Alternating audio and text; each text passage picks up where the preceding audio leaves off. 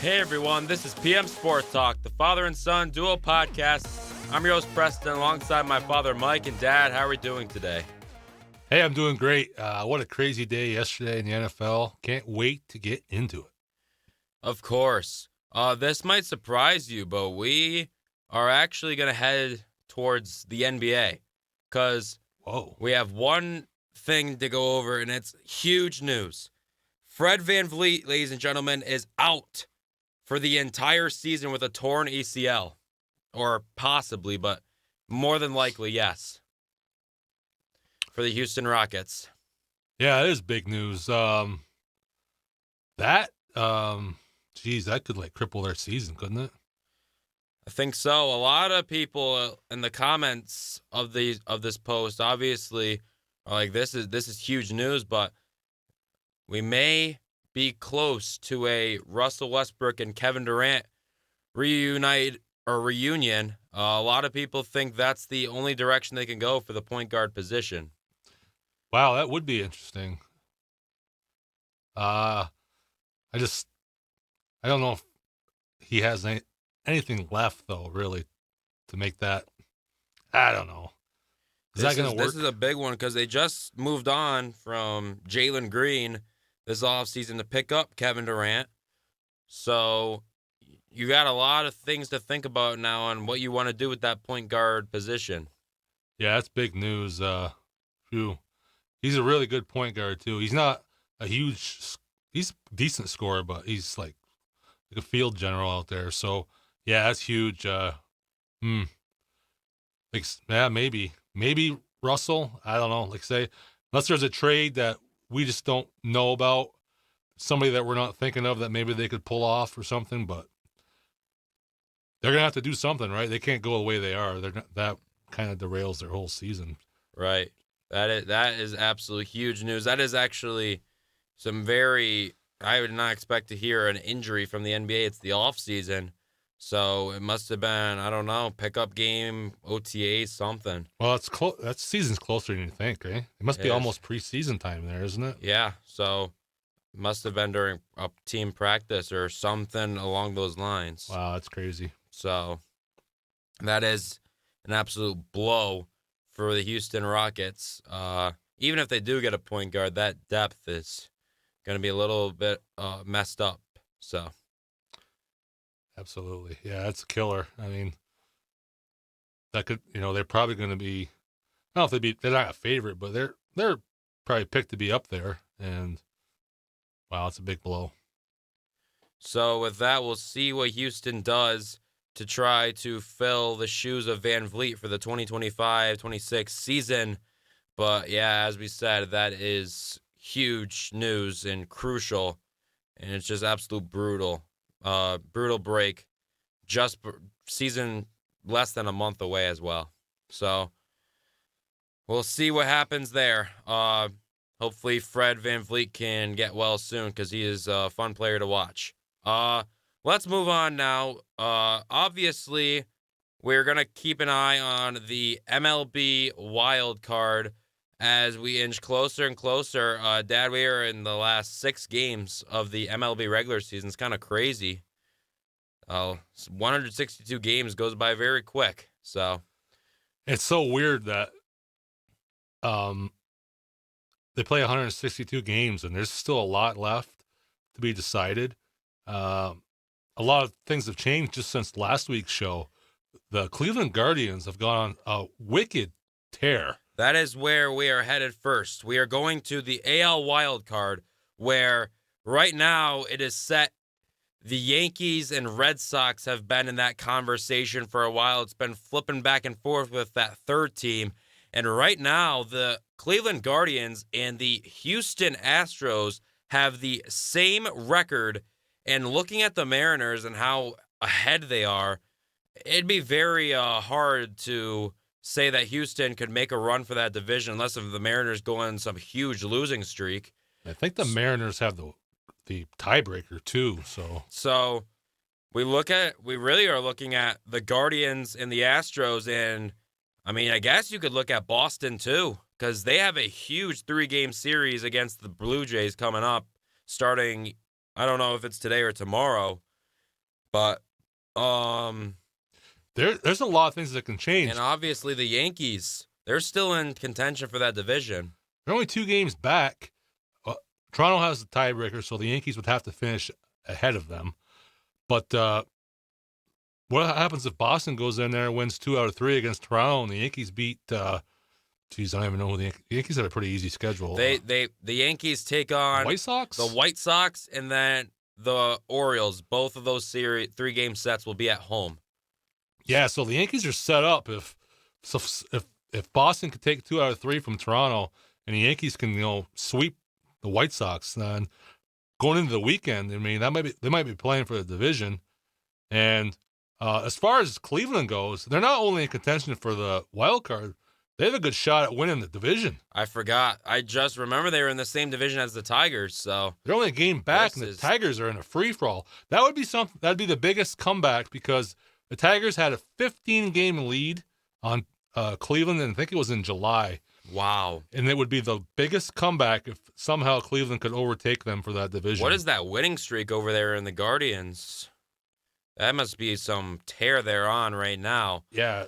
They're on a tear, and I guess if I'm looking at it right, the Cleveland Guardians have went 9-1 in their last 10 games. If you look at the L10 section, they just lost yesterday. So Cleveland are fresh off a 9-game winning streak, it looks like. And then if you head down to the National League, this is where it gets interesting. Just a couple weeks ago, maybe even last week, we were talking about how the San Francisco Giants have a shot at taking down the Mets. Now it looks like the Cincinnati Reds and the Mets are going to be the 2 teams to look at. And I guess if you want to keep a look at Arizona as well, they have a good shot of making that wild card. It's really a three-team race right there between the Reds, Mets, and Diamondbacks for that last spot. And the Reds have the tiebreaker over the Mets. So if they finish with the same record, the Reds go and the Mets go home with that $800 million player named Juan Soto.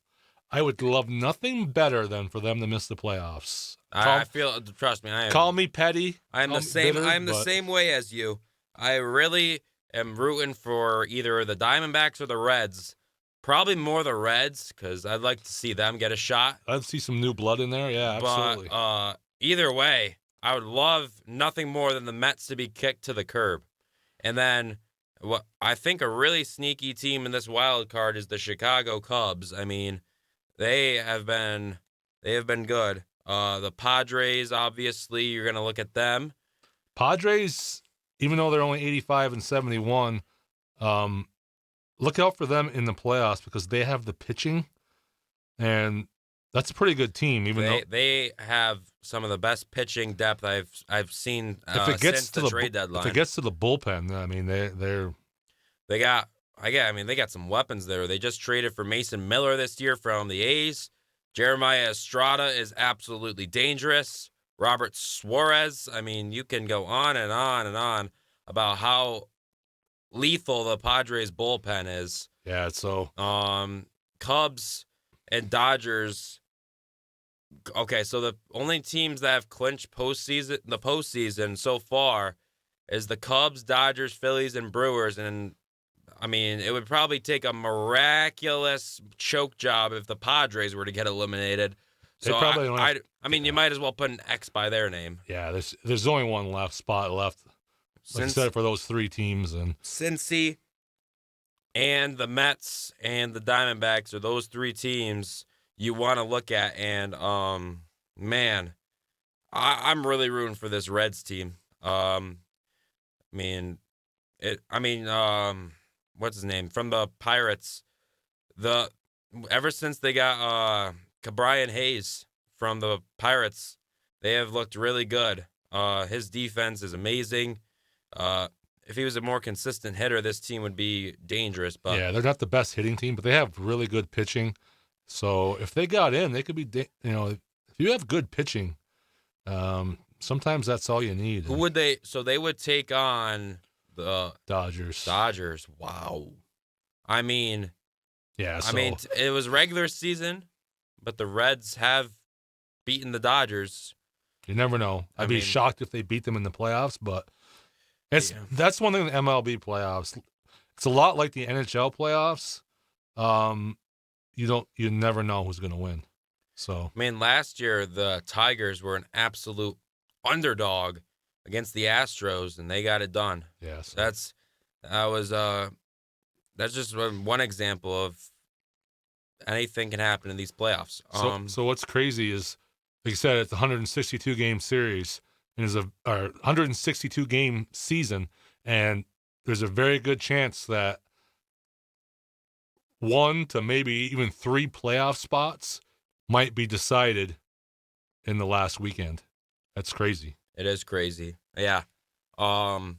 It's going to be a very interesting and fun race to keep track of. And a little stat I have in the AL wild card, just in case, the Houston Astros have not missed the postseason since 2016. If they miss the postseason, this would be the first postseason without Houston baseball since 2016. I'm all right with that. I think a lot of people would agree with you there. Found that really interesting there. So we'll keep an eye on that week by week. And obviously, we cannot wait to talk about some postseason baseball in a couple weeks from now. Let's head over now to the college football world. We had a couple of big games.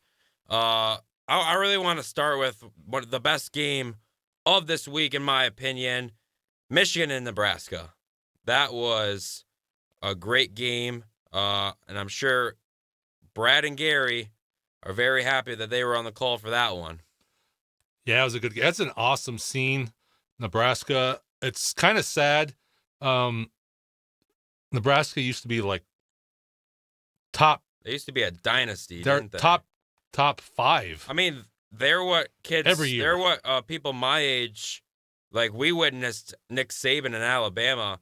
I'm pretty sure, if I'm not mistaken, people your age, that was Nebraska. Yeah, they didn't win it was set up different back then, so they weren't in the championship all the time because they didn't have a championship game. But they were top 5 in the rankings every year. Every year.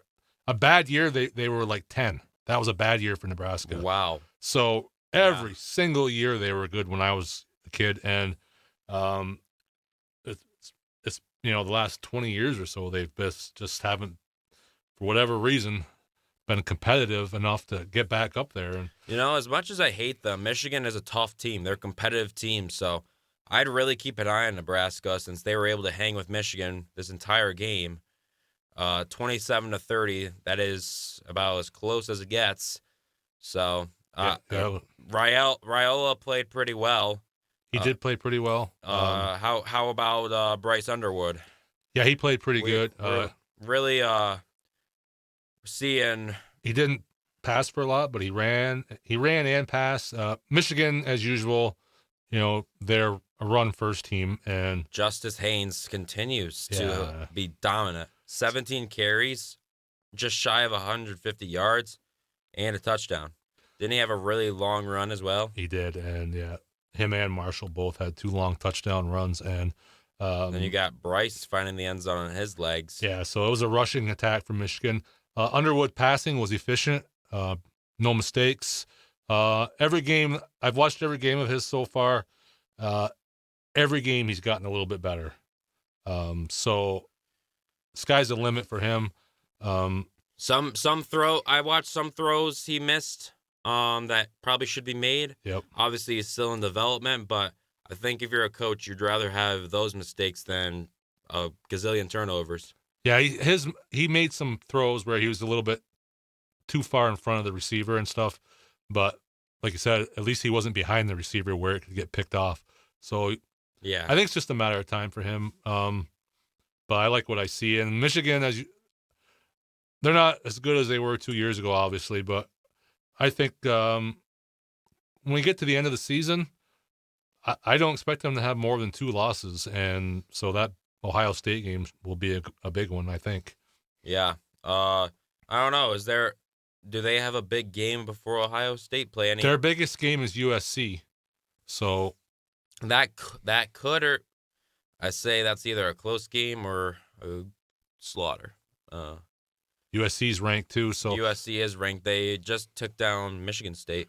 yeah. So who knows? But good win for Michigan. That's a tough place to go into, though. That's the thing, though. And that when they do find USC, that defense needs to step up because USC is they score. Just put up 45 last week. Yeah, I'm interested to see what. That game should be interesting. I think it's just in a couple weeks too, so we should find out a little bit more. It's still a little bit early to tell who's good and who's not. You have a little bit of a feel, but you're just starting to see these teams start to play. The Big Ten, a lot of these teams don't play anybody in their preseason, so it's hard to know who's good. So you're just starting to figure it out. Let's take a look at Auburn and Oklahoma. If anyone caught that game, it was Jackson Arnold's return to Sooner country, and it was not a kind return. He got hit a lot. Oklahoma defense came ready to play, and I think this is a very good team, like we mentioned before. They got John Mateer, who is playing great football. So yeah, this was really a dominant showing from. They put up 17 points, but man, they did a great job at getting to the quarterback. Yeah, this is a defensive game for sure. There's one thing in this game, though. There's a bit of controversy. I don't know if you heard about this. I did hear about. I forgot. I knew there was some officiating controversy, but I forget what the exact. It was a substitution. Oklahoma was substituting, or so, I didn't see it, but I heard about it today. They were substituting a player off the field, but it was during, and somehow they were able to snap the ball, and it was you cannot use substitution to deceive the other team. It's a rule. Somehow they did it, and they got away with it in this game. I didn't see the play, so I don't know exactly what happened. But yeah, because the SEC came out and said that the refs blew that call. It should have been a penalty. They ended up scoring a touchdown. So that would have changed that game big time. Well, yeah, and also referees, when that happens, they got to jump right in there. They got to get in front of the center, usually, correct, because they can't allow the ball to be snapped. Yeah, so I don't know exactly what happened. All I know is that they said that the refs blew it. They admitted it after the game that it should have been a penalty, but too late. Oklahoma scored a touchdown. They won by 7. So that doesn't mean they would have lost the game because I don't know when that happened, but still, it's turned out to be big. That's a big play. I mean, if I was Auburn, I'd be pretty upset about that. So for sure, I think this Auburn team is a good team, though. They're getting better. They're back. I mean, that's a pretty even game if you look at the stats. Excuse me. The game was close all the way through. But Oklahoma's defense is pretty impressive. That's what I looked at the most. So with that, Oklahoma takes it 24-17. Our last game, Florida and Miami. Takeaway from this game was close until it wasn't. I really think Carson Beck kept the Florida in this game. Once again, DJ Lagway didn't show up. 61 yards throwing the ball. Mark Fletcher continues to impress for Miami. And then you also have Shamar Brown, who had 2 touchdowns as well. So Carson Beck, he had that 1 interception, and Florida wasn't able to capitalize, and that was about the entertainment. Well, Florida, they can't score. Their offense isn't good. It's horrible. Can't run the ball, can't do anything. Their defense is awesome. Going into this game, they've only allowed 2 touchdowns all year. Yeah.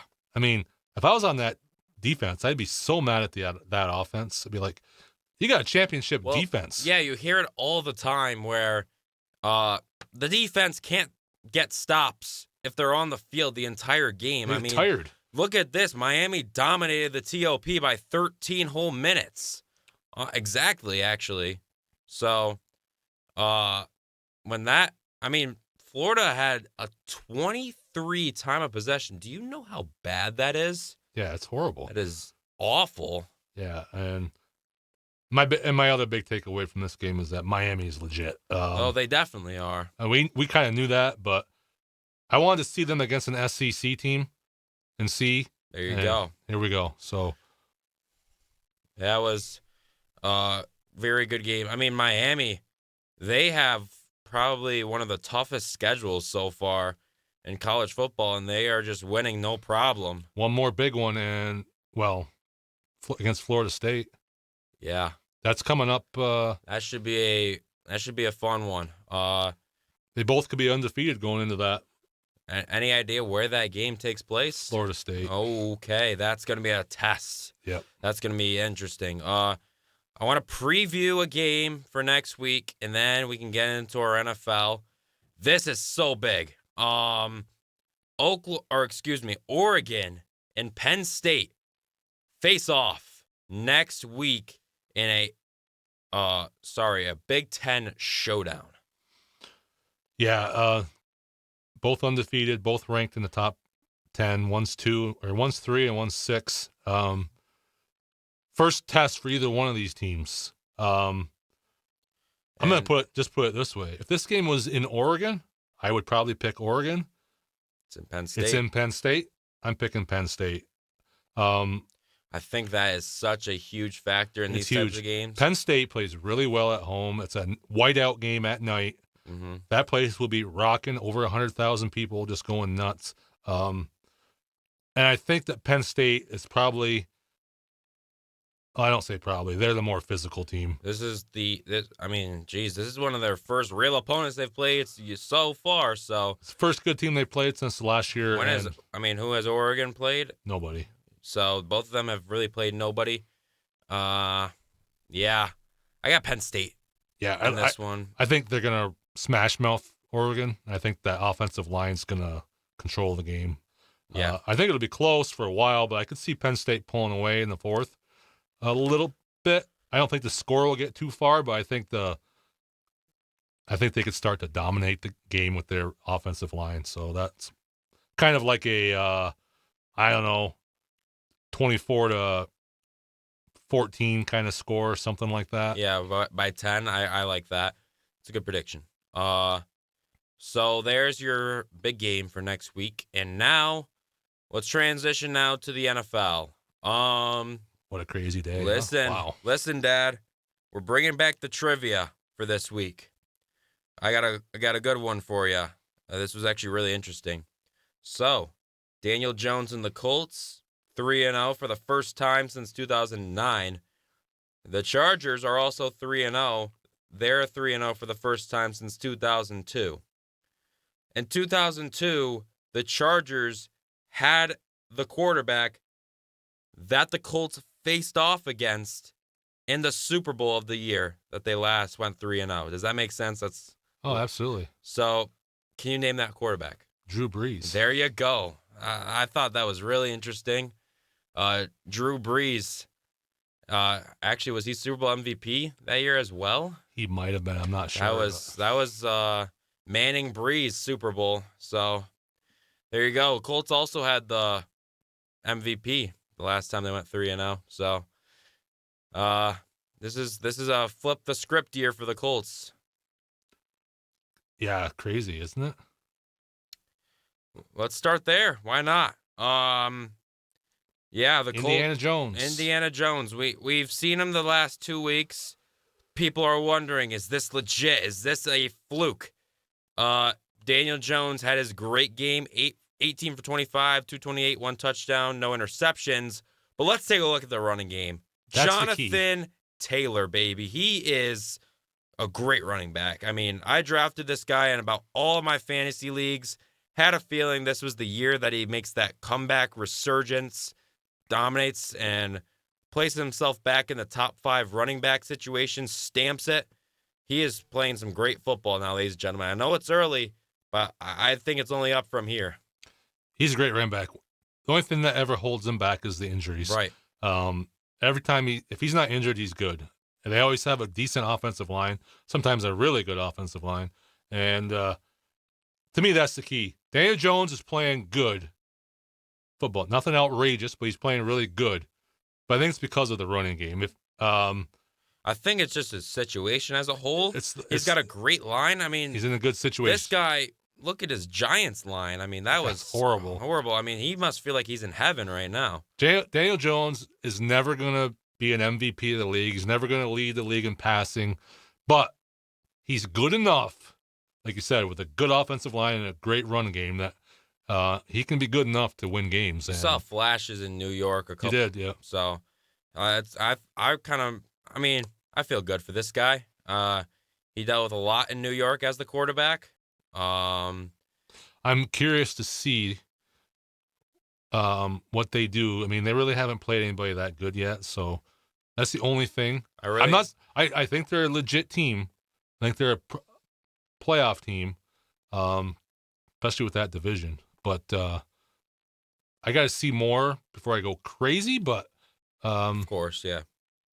As of right now, hey, nobody thought Daniel Jones and the Colts would be 3-0. So this is a Colts team that's looking to flip the script. And yeah, we're looking forward to seeing what they can do. 3-0 on the year, so we'll see what happens. Let's go now to some other games. I mean, I guess we can go back to Thursday. Dolphins and Bills.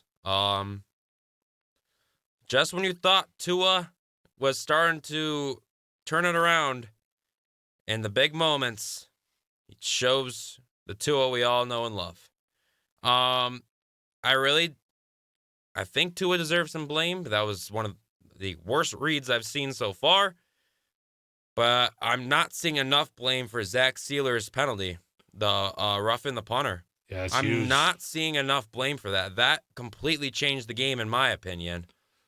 Yeah, I think most of us thought this was going to be a blowout, and it was anything but that. It was close all the way through. Like I said, Miami was tied when that happened, right? Yes, 21-21. They were getting the ball back. And who knows? Right. It's Thursday night. Wacky things happen on Thursday nights. And you can't give that Bills team second chances like that. So they did. They paid for it. And so Tua found his receivers, Hill and Waddle. They both got a touchdown. The rookie Ollie Gordon continues to be a very good backup for Devon Achane. And then we look at the Buffalo Bills. Josh Allen with his 3 touchdowns. James Cook again with a big game.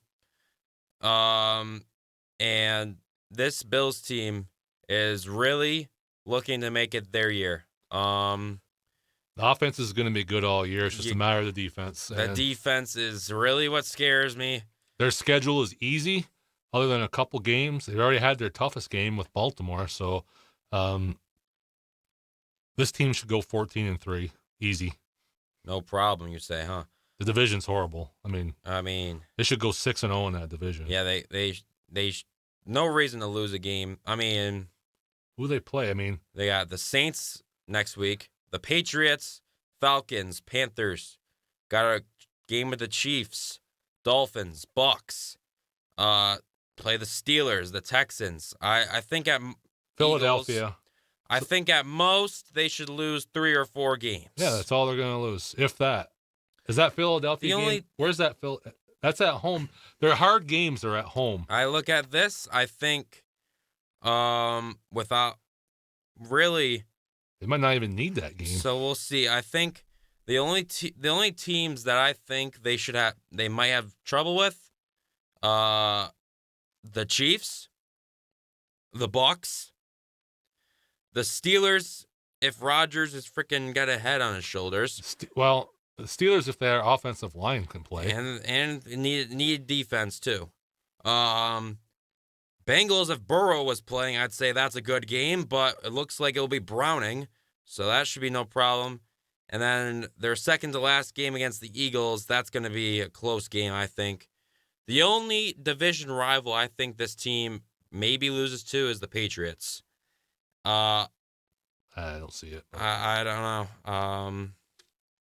Well, I will say though, you're really saying that, but division games are a lot different than Yeah, regular you never opponents. know. You never know. I But think the only team that they should split against is the Patriots. So, Dolphins should be no freaking problem, but for some reason it wasn't, and the Jets are just the Jets. So there's that.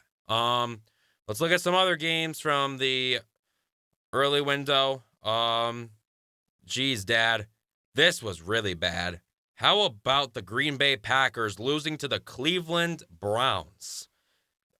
They only could put up 10 points against this squad. I wasn't surprised. I gotta be honest with you. Quinshawn Judkins has his first game with that kind of lead running back role, and he did not disappoint. He actually got their only touchdown of the game. So, and Flacco is just Flacco, but Their defense is excellent. their Very defense good. is excellent. I mean, this Packers team, they were triple teaming Myles Garrett. I mean, yeah, it was not a good game from Jordan Love. I mean, you kind of called it. We need to see Jordan Love and the Packers against a good defense. The Browns have one of the worst offenses in the league. They have a really good defense, and this is the test. And Love crashed and burned.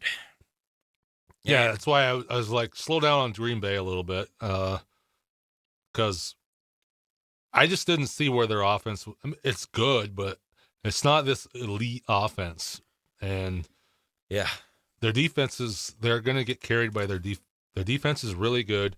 So they're going to be a good team. I mean, but we saw when they finally played a really good defense what happened, and like I said, they lost to Cleveland. here you go. So I mean, Browns take their first win on the year. They will not go 0-17 for the people that said they would. And I mean, it was a block party this week. The Browns block McManus's kick.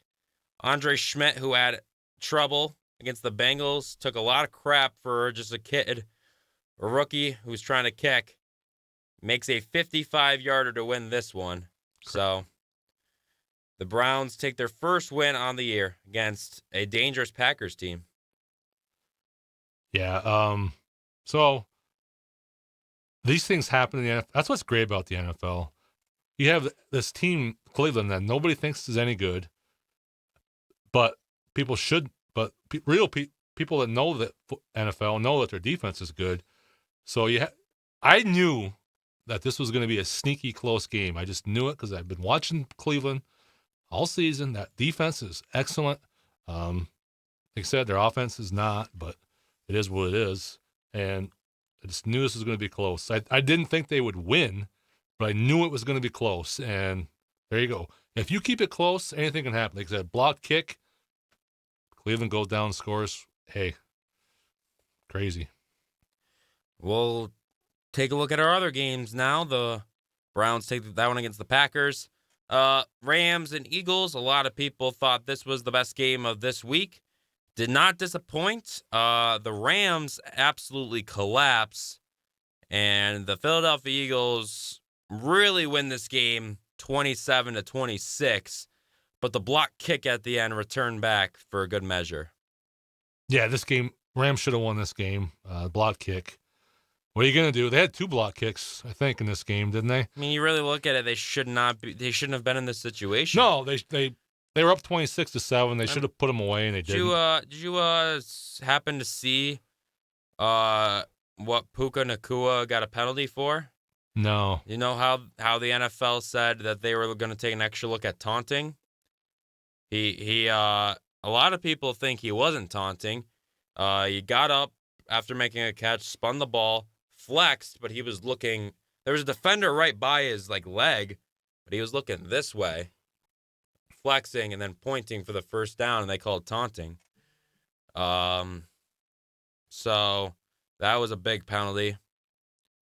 A lot of people. Yeah, I didn't see that. Call. I hate. I mean, like I said, I would have to see it, but when was that in the game? Do you know? Was it? No, there's a big talk though. I mean, they were on the verge of scoring again, and then they came to a halt because of that penalty. Yeah. I don't understand why guys do that. I just don't. It's not. It wasn't taunting, so I don't. No, I'm not saying that. What do you want? What do you want him to do? Not celebrate? I mean, he just wasn't. go first down, get back. You don't have That's to pretty- flex and all that stuff, right? Why take the chance of getting a penalty? I'm not saying that maybe he didn't deserve the penalty, but when you put it into the hands of the ref, when you do stuff like that, when it's a judgment call Maybe for the game refs, and the game has just gone soft. So there's that too. that has nothing to do with that. Yes, it does. Why are you calling taunting like that? No, Shouldn't have to be a worry. It wasn't taunting. I'd have to see it, but all I'm saying is don't put it in the hands of the ref. Use your head. If you're doing anything where the ref might interpret it a different way, you don't know how they're going to interpret it. So Right, but okay. I'm not saying he deserved a penalty. I'm just saying don't put yourself in that position. Okay. Whatever. You're like probably the only one that looks at it that way, but let's move on here. I doubt that. But. Okay. All right. Let's move on here. The Eagles take that one. The Steelers and Patriots, I mean, let's be honest, it looked like both of these teams were trying to lose this game, but the Steelers end up winning 21-14. I mean, the Patriots dominated offensively, passing yards, rushing yards, yards per play, but look at that. Look how much turnovers they had. They had 4 fumbles and 1 interception. Yes, 4 fumbles, 5 sacks for the Steelers. Their defense wasn't great. They gave up some yards, but they did a lot of things that they hadn't been doing. They got sacks. They haven't been getting sacks. They said forced turnovers. I was happy about that. Gave up too many yards, but some of those yards I blame on Steelers offense because once again, we've been blaming the defense the last couple games, but when the offense is going 3 and out, 3 and out, 3 and out, 3 and out, we saw this last year. What happens to the defense when that happens? Time of possession, 33 minutes to 26. Getting tired. I give them credit. They made the plays at the end of the game they needed to make to win. The defense and Rodgers came up big throw to Austin. To who? What? Austin, yeah. And nice throw. But the Steelers, I was very upset yesterday with how they played. Like they didn't deserve to win.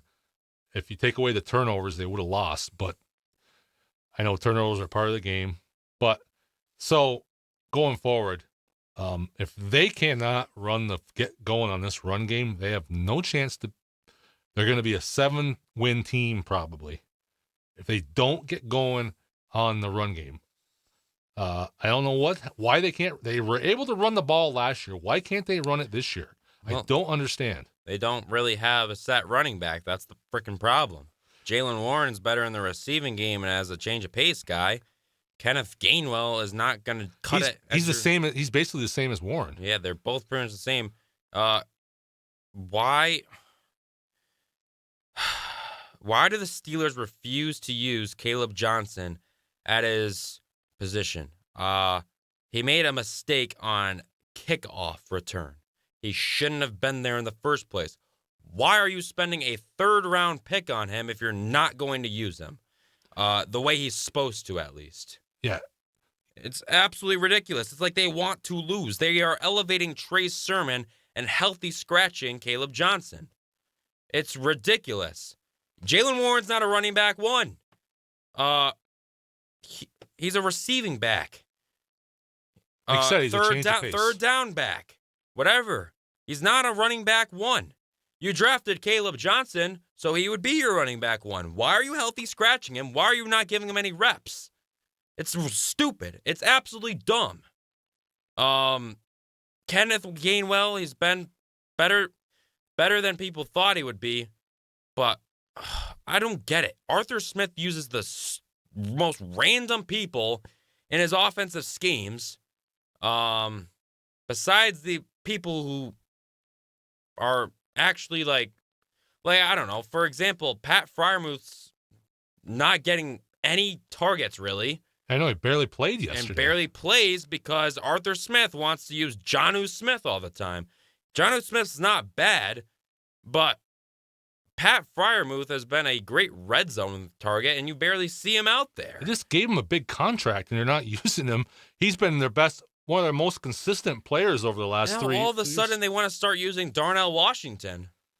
I mean, where was this a couple years ago? I mean, it's ridiculous. I mean, Caleb Johnson, you drafted him to be the running back. How about we use him to be a running back and not a freaking kickoff returner?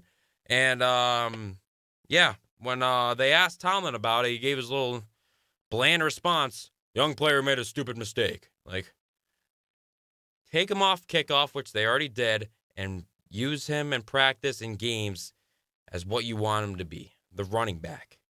Because you can't have Rodgers throw 50 passes a game and expect results.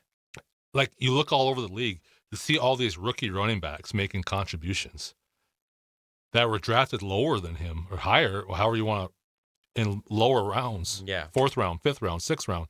He's drafted in the 3rd round. He was considered like one of the 3rd or 4th best running back drafted. You're not using him. And you're not using him at all. If this is the case, why didn't you just keep Najee Harris? If this is what you were going to do, because he was a running back one. Mm-hmm. Was he excellent? No. But it was a lot better than what they're doing this year, because he could slam it up in there, take the punishment, break some tackles, and then when you brought Jalen Warren in, it was that change of pace, that quick back, and it worked. Now you don't have that, like you said, and if that doesn't change, they have no chance to be any good this year, because if you can't run the ball, you're not going to win with a 41-year-old quarterback. He has to have a running game, or it's not going to work. He can still throw the ball, but if they have a running game, it's not going to work. So that's why I was so disappointed yesterday. They play Minnesota next week. A lot better team talent than what New England has. The quarterback position is Wentz. He's okay. So that it's not a big quarterback they're going up against, but the rest of that team is talented. And plus Flores knows the Steelers. So let's see what happens there. I don't know. I think our defense is going to have to make a bunch of turnovers again, but maybe they'll surprise us. But you got to run the football. Figure it out, because it's not working the way you're doing it. Yeah. You can't run for 64 yards. That's ridiculous. That's pathetic. Steelers get the win, ugly fashion. Going to quickly go over some of these games. It was pretty shocking that the Panthers beat the Falcons 30-0. That was a real shock. Falcons didn't even put up a single point. Yeah, that was weird. Penix played bad. I mean, the Panthers, this was a team that looked really, really bad against the Jaguars. Bryce Young had a great second half against the Cardinals. And then this game, they just absolutely blow the Falcons out of the water. That's another weird game. Yeah. A lot of turnovers. Yeah, they end up actually putting in Cousins.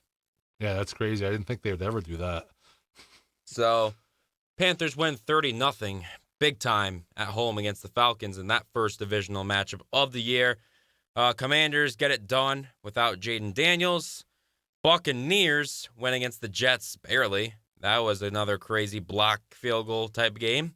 Typical Jets. Bears, coming out of the Bears and Cowboys, CeeDee Lamb is now out for 4 to 6 weeks. Injury's a little serious. But the Bears get their first win on the year.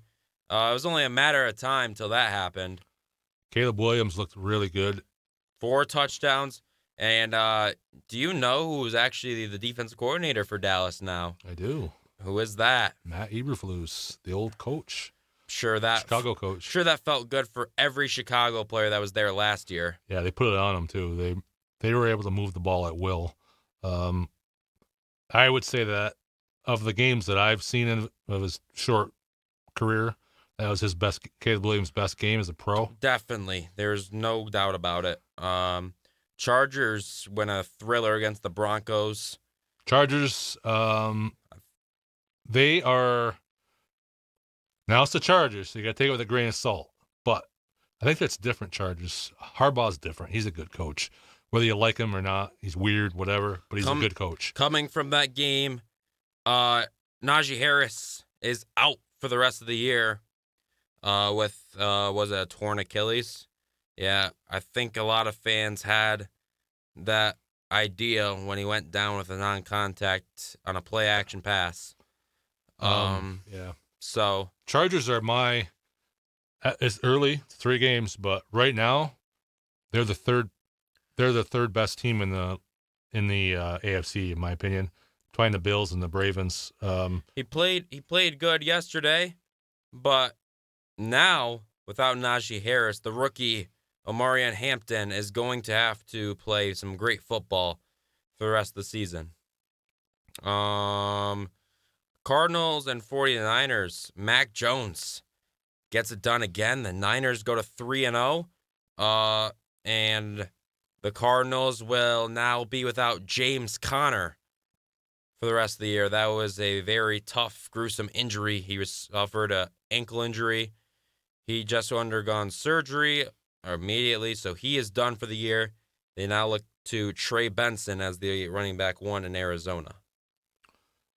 And also coming from the Niners side, Nick Bosa is done for the year with an ACL. Again, those Bosas, they're never healthy. Joey or him. Nick's the better player, but he's always hurt. Always hurt. Second ACL, same knee. I don't know how that works, but is he going to come back the same? I don't know. I think the fans had an idea. Fox showed a replay where he kind of gave a little thumbs down to the crowd when he was getting walked off. So yeah, so that's injury bugs heading early. They're 3-0, but I don't take them as this great team, the 49ers. I don't either. I don't think many people do. I think that's fool's gold. Easy schedule, but too many injuries. They're not good. I can see them coming down. And our final game besides Monday night, the Chiefs and Giants. Chiefs get this one done. Let me just say, that was probably one of the worst games I've watched all year. No offense in this game. You see the Mahomes try to throw a pass and he throws it backwards? Mm-hmm. It should have how that Giants defender did not get that ball into the end zone. He let Patrick Mahomes come over and take it away from him. If the Giants score there, that game is totally different. I could see them winning that game. A lot of people are getting on Chris Collinsworth's case for saying it was such a great play by Mahomes, but I mean, I see he had a point there. That was pathetic. Patrick Mahomes throws a backwards pass and just dives into the arms of Okereke and takes the ball back. Yeah, you got to be able to secure that ball and get it in the end zone. I mean, I saw that, but that ball was kicked around for a little too long. There was so much Giants defenders that could have got it, and that allowed Mahomes to run over there and recover it. Yeah. So that was a bad play, bad break for the Giants. And is it a matter of time till Jackson Dart will see the field as a starter? That was pathetic by Russell Wilson. Yep. Jeez, it just looks like this guy's trying to throw it 50 yards down the field every single play, even at the goal line. I mean, that was pathetic. Fourth down. It was fourth down, and he throws it into the crowd. Throws it to the goalpost. Like, what do you do? You got to off the goalpost. You got to give him a chance. It's fourth down. Third and goal, he throws it into the tunnel. First and goal, he throws it into the tunnel. That was one of the worst sequences I've seen from a quarterback and maybe ever. That was pretty pathetic. It was an exciting week for the NFL, and we have an exciting week of plays of the week.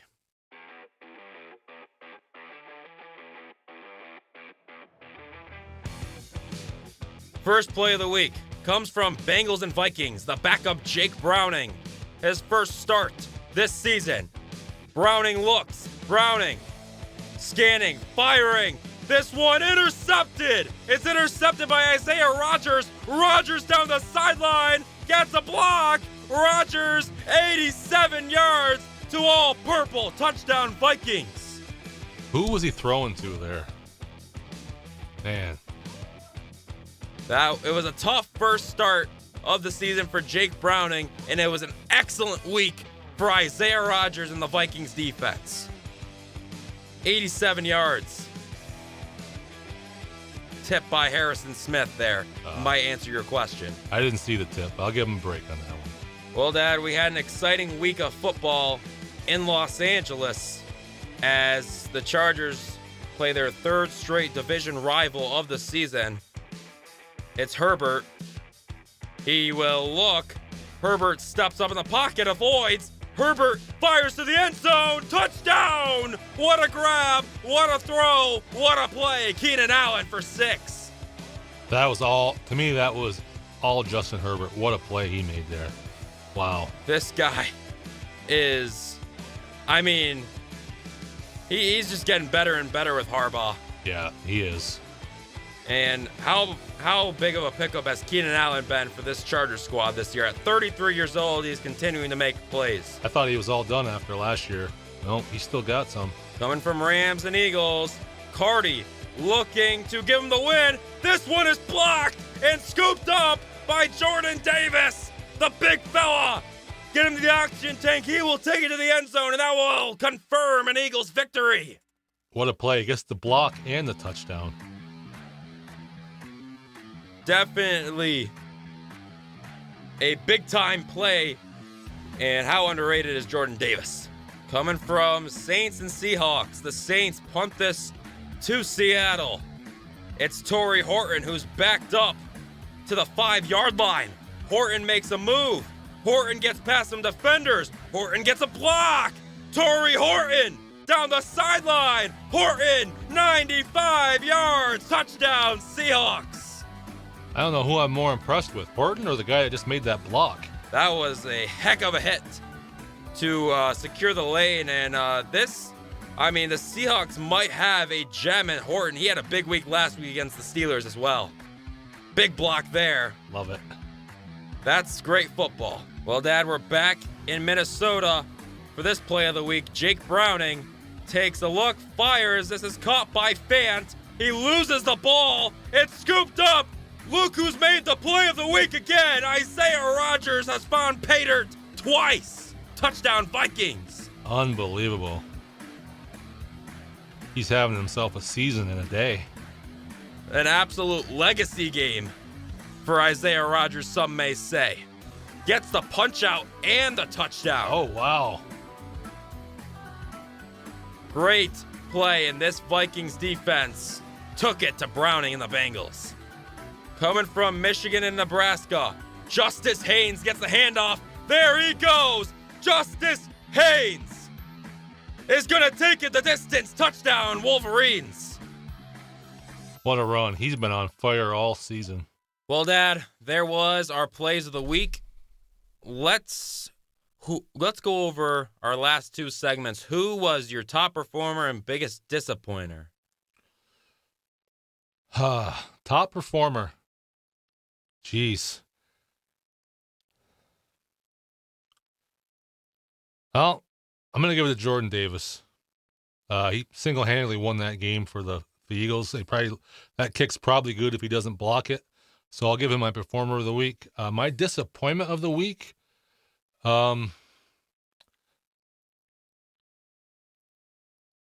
Jeez, who was my disappointment of the week? There's some options. I'm going to go college. I'm going to go DJ Lagway. Another bad game. That's a good one. Yeah, he's not impressing Gators fans, let's say that. For my biggest disappointment, obviously as a Steelers fan, it wasn't. But for many others, the New England Patriots offense, they played really good. But if I were to give it to a player alone, it'd probably be Ramondre Stevenson. He had two of the 4 fumbles for New England. Just a bad turnover fest, and it really affected their chances of winning.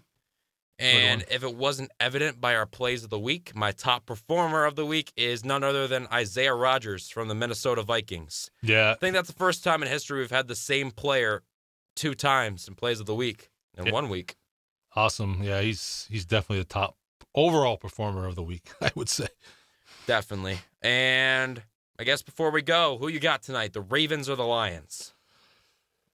I'd love to say the Lions, but I think the Ravens beat them at home. Ravens by a touchdown. If it was in Detroit, I'd probably take Detroit, but I'm taking the Ravens. Should be a good game nonetheless. Well, with that being said, ladies and gentlemen, we are signing off. I am Preston alongside my father Mike once again, and we'll see you guys on the next episode. Goodbye.